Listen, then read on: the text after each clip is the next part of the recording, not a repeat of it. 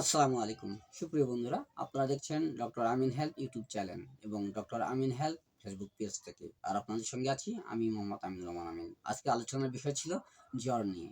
জি, আপনার পরিবারে যদি কারো জ্বর হয়ে থাকে, সে জ্বরটা যে কোনো প্রকারের জ্বর হোক না কেন, বা যত আহ, ত্বরান্বিত বা যত প্রবল জ্বরেই হোক না কেন, আপনি অতি দ্রুত কিন্তু সে জ্বরটাকে নিরাময় করতে পারেন হোমিওপ্যাথিক মেডিসিন দিয়ে। তো কোন হোমিওপ্যাথিক মেডিসিনটার জন্য খুবই গুরুত্বপূর্ণ, সে নিয়ে আমরা আলোচনা করব। তো আগে সিমটমগুলো নিয়ে আলোচনা করি। জ্বরের কিছু সিমটম, যে সিমটমগুলোর সঙ্গে হোমিওপ্যাথিক মেডিসিন মিলে গেলে আমরা সেই রোগের এই জ্বরের ওই মেডিসিনটি দিয়ে চিকিৎসা করাবো। তো ভিডিওটি কন্টিনিউ করতে থাকুন। তো কন্টিনিউ করার আগে রিকোয়েস্ট করব আমি, যারা এখনো সাবস্ক্রাইব করেনি তারা সাবস্ক্রাইব করে দিন এবং পাশে থাকা বেল আইকনটি বাজিয়ে দিন, যাতে করে গুরুত্বপূর্ণ এরকম হেলথ টিপস আপনারা অতি দ্রুত পেয়ে থাকেন। তো সুপ্রিয় বন্ধুরা, চলুন কথা না বাড়িয়ে আমাদের মূল আলোচনায় চলে যাই। যে জ্বরের কিছু সিমটম আমরা আলোচনা করব, যে সিমটমগুলো আমাদের হোমিওপ্যাথিক মেডিসিনের রোগ লক্ষণের সঙ্গে মিলে যাবে। তো সবিরাম জ্বরে হঠাৎ রোগী পড়ে গিয়ে সেই সঙ্গে যদি হিমাঙ্গ হয়, তার শরীর যদি ঠান্ডা হয়ে যায়, তো হঠাৎ করে তার জ্বর আসছে এবং এই জ্বরটা প্রবল হারে জ্বর এসে আসতে পারে বা সুবিরাম জ্বর হতে পারে। আর শরীর এই জ্বরে আবার তার ঠান্ডাও, প্রচণ্ড ঠান্ডাও হয়ে যেতে পারে, মানে হিমাঙ্গ ভাব, কোল্ড হতে পারে তার।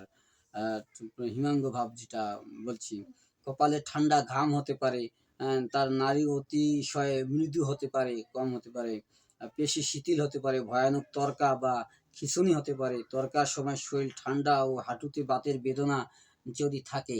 এই যে লক্ষণগুলোর কথা বললাম আমি, অর্থাৎ সবিরাম জ্বর হঠাৎ প্রবল করে হয়ে যায়, রোগী পড়ে যায়, হ্যাঁ, শরীরে হিমাঙ্গ হয়ে যায়, কপালে ঠান্ডা ঘাম হয়, নাড়ি মৃদু হয়ে যায়, পেশি শীতল হয়ে যায়, ভয়ানক তরকা হয় কিংবা খিঁচুনি হয়, হ্যাঁ, খিঁচুনির সময় শরীর ঠান্ডা হয় এবং হাঁটুতে বাতের বেদনার মতো ব্যথা অনুভূত হয়, তাহলে আমরা হোমিওপ্যাথিক মেডিসিন হেলিবোরাসের মাধ্যমে চিকিৎসা করাবো। এখন হেলিবোরাসের হেলিবোরাসের যে কোন কোন লক্ষণগুলোর সঙ্গে যদি মানে লক্ষণগুলো আমাদের তো জানতে হবে, তাহলে তো আমরা অতি দ্রুত সেই রোগীকে সে আমাদের কাঙ্ক্ষিত একজন হোমিওপ্যাথিক রেজিস্টার্ড চিকিৎসকের মাধ্যমে আমরা চিকিৎসা করাতে পারবো।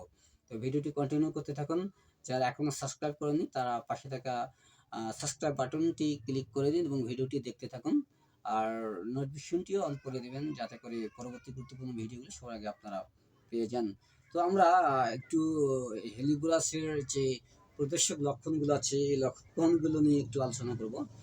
রোগ লক্ষণ সাধারণত রাত বিকাল 4টা থেকে রাত 8টার মধ্যে বৃদ্ধি পায় থাকে। রোগী অজ্ঞানভাবে পড়ে থাকে কিংবা নিদ্রা যায়, কিংবা নিদ্রা তার মধ্যে ভাব থাকে।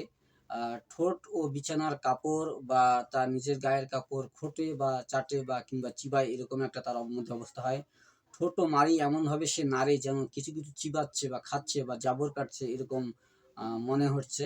অত্যন্ত পিপাসা, এবং পিপাসা সে যথেষ্ট পরিমাণ পানি কিন্তু পান করে, এর মধ্যে আমরা এই হেলিবোরাসের রোগীদের মধ্যে দেখতে পারি। তার প্রস্রাবের পরিমাণ অত্যন্ত কম থাকে, প্রস্রাবগুলো তার কালো রঙের হয়ে থাকে, এবং এই প্রস্রাবগুলো যদি কোনো পাত্রে ধরে রাখা যায়, তাহলে দেখা যাবে যে প্রস্রাবগুলোর উপরের অংশটা ধোয়ার মতো সাদা হয়ে গেছে এবং তলানিটা কপির গুঁড়ার মতো লাল হয়ে গেছে। রোগীর কপালের চামড়া সাধারণত কুঁচকে যাবে বা বাঁকা হবে বা ভাঁজ হবে, এবং কপালে তার ঠান্ডা ঘাম কিন্তু হবে। রোগী যখন বিছানায় শোবে বা বালিশে শোবে, সে এদিক ওদিক তার মাথা কিন্তু দাঁড়াবে বা এদিক ওদিক সে দেখতে থাকবে। তার চক্ষুর তারাগুলো প্রসারিত হবে, বিদেশ তার দেখার বা দৃষ্টির সমস্যা হবে, সে দেখতে পাবে না। তার কর্ণর সমস্যা হতে পারে বা সে কম শুনতে পারে। তার একদিকের হাত পা সে নাড়াবে, অন্যদিকে হাত পা স্থিরভাবে পড়ে থাকতে পারে, অর্থাৎ প্যারালাইসিসের লক্ষণ আসতে পারে। এইসব কিন্তু যদি প্রদর্শক লক্ষণগুলো আমরা রোগীর মধ্যে দেখতে পারি, তাহলে আমরা অতি দ্রুত কিন্তু সেই রোগীকে একজন রেজিস্টার্ড হোমিওপ্যাথি চিকিৎসকের নিকট আমরা নিয়ে যাব। তো ভিডিওটি কন্টিনিউ করতে থাকুন, কারণ আমরা এখন মানসিক লক্ষণগুলো নিয়ে কথা বলিনি, আমরা এখনই মানসিক লক্ষণগুলো নিয়ে আলোচনা করব। তো তার আগে অবশ্যই রিকোয়েস্ট করছি, যারা এখনও সাবস্ক্রাইব করেনি প্লিজ সাবস্ক্রাইব করে দিন এবং পাশে থাকা বেল আইকনটি বাজিয়ে দিন। তো সুপ্রিয় বন্ধুরা, হেলিপোরাসের রোগীদের মানসিক লক্ষণগুলো হচ্ছে তার মস্তিষ্কের গোলযোগ দেখা দেবে, সে পাগল পাগল ভাব হবে, নানা ধরনের উদ্ভট কথাবার্তা, চিন্তা চেতনা হতে পারে, তার জ্ঞান শূন্য হতে পারে, তার মাথায় প্রচণ্ড ব্যথা হতে পারে, বেদনা হতে পারে, তার মাইগ্রেন হতে পারে, সেই সঙ্গে তার অচৈতন্য, তার জ্ঞান হারা, জ্ঞান শূন্য হতে পারে, তার বিছানার কাপড় খোঁটা কিংবা কাপড় যে চাটার একটা বদভ্যাস তার মধ্যে আমরা দেখতে পারি, এরকম লক্ষণগুলো তার মধ্যে আসতে পারে।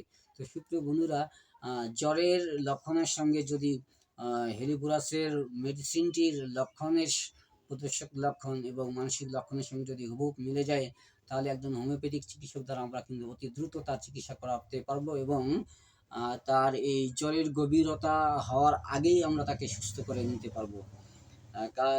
কাজেই আমি রিকোয়েস্ট করব, যদি কারো জ্বর হয় তাহলে আপনি রোগীকে অবহেলা না করে আপনার পাশে থাকা একজন রেজিস্টার্ড চিকিৎসকের নিকট অবশ্যই তাকে নিয়ে যাবেন এবং চিকিৎসা করাবেন। আর আমার রিকোয়েস্ট হচ্ছে, যারা এখনও সাবস্ক্রাইব করেনি তারা সাবস্ক্রাইব করে দিন এবং পাশে থাকা বেল আইকনটি বাজিয়ে দিন, যাতে করে পরবর্তী গুরুত্বপূর্ণ কোনো ভিডিও নিয়ে আমরা হাজির হতে পারি আপনাদের সাথে। সুপ্রিয় বন্ধুরা, আজকের মতো ভালো থাকুন, সুস্থ থাকুন, সুন্দর থাকুন। আল্লাহ হাফেজ।